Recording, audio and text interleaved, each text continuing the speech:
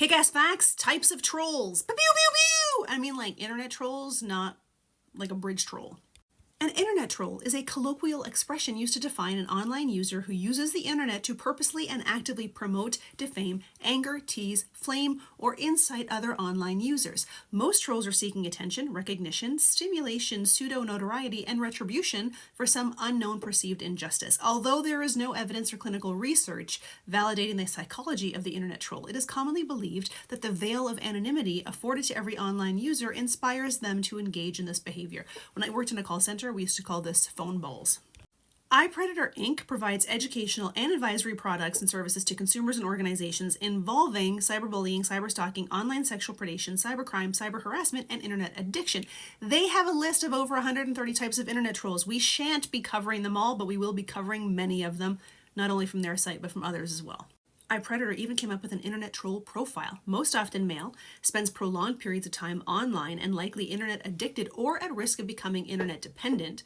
They have a self-awareness that they're causing harm to others directly or indirectly, tend to have few offline friends, and their online friends tend to engage in the same type of online harassment.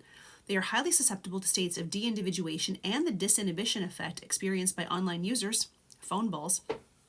They are psychopathological in experiencing power and control online, fueled by their offline reality of being insignificant, angry, or alone. The severity and magnitude of psychological abuse they inflict upon their online targets is directly correlated to their probability of suffering from mental illness. When online, they show a lack of empathy, have minimal capacity to experience shame or guilt, and behave with callousness and a grandiose sense of self.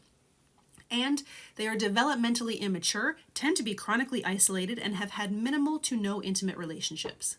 This is likely going to be a multi-part series. The backstalker or retroactive stalker. This internet troll will pore through your post history and comment history until they find something you wrote that contradicts something you said recently, or find something that they think will embarrass you and try to use that against you.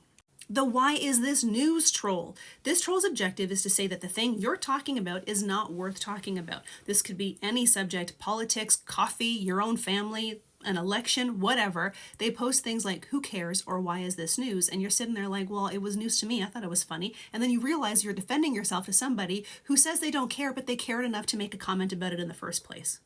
The do no harm troll. Their comments are confusing but not harmful, weird but not dangerous. They're based on a persona of a wildly ignorant person, but not necessarily in a toxic way.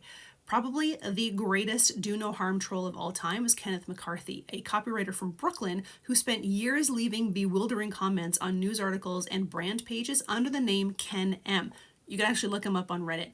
Unlike many troll personas, Ken M is not a mean guy. In fact, the character is pretty harmless. The creator, Kenneth McCarthy, said in an interview he'd probably spend a large amount of time in his